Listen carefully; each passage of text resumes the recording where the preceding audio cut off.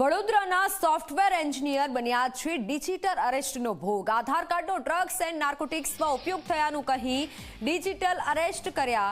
2 કલાક સુધી digital arrest કરી લાખો રૂપિયા પડાવી લીધા। સોફ્ટવેર એન્જિનિયર પાસેથી 56,51,000 પડાવ્યા। ગઠિયાઓએ પીડિતને તરત જ લોન લેવા માટે મજબૂર કર્યા।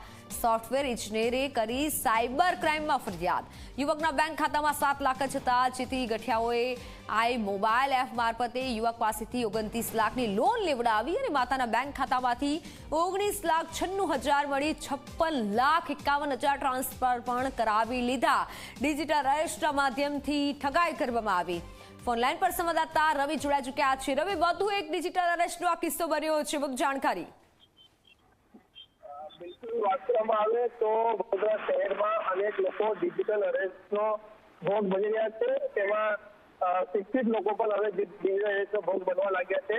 વડોદરાના જે સોફ્ટવેર એન્જિનિયર છે તે ડિજિટલ અરેસ્ટના ભોગ બન્યા છે અને તેમને સાયબર માફિયાઓ દ્વારા આધાર કાર્ડ, ડ્રગ્સ અને નાર્કોટિક્સનો ઉપયોગ કર્યો હોવાનું કરીને તેમની સાથે જે છે તે ઠગાઈ કરવામાં આવી અને તેમને ડિજિટલ અરેસ્ટ કરીને જે યુવક પાસેથી 56,51 લાખ રૂપિયા પડાવવામાં આવ્યા છે।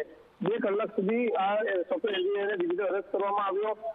ગઠિયાઓએ આઈ મોબાઈલ એપ્લિકેશન મારફતે યુવક પાસેથી 29 લાખની લોન લેવડાવી અને તે લોન પણ પોતાના ખાતામાં ટ્રાન્સફર કરાવી લીધી। એટલે આ સમગ્ર ઘટના સામે આવ્યા પછી જે સાયબર માફિયા છે, સાયબર માફિયાના વિરુદ્ધમાં સોફ્ટવેર એન્જિનિયર દ્વારા સાયબર ક્રાઇમ પોલીસમાં ફરિયાદ દાખલ કરવામાં આવી છે અને સમગ્ર મામલામાં હવે સાયબર ક્રાઇમ પોલીસ દ્વારા તપાસ હાથ ધરવામાં આવી રહી છે। જી રવિ, આભાર માહિતી બદલ।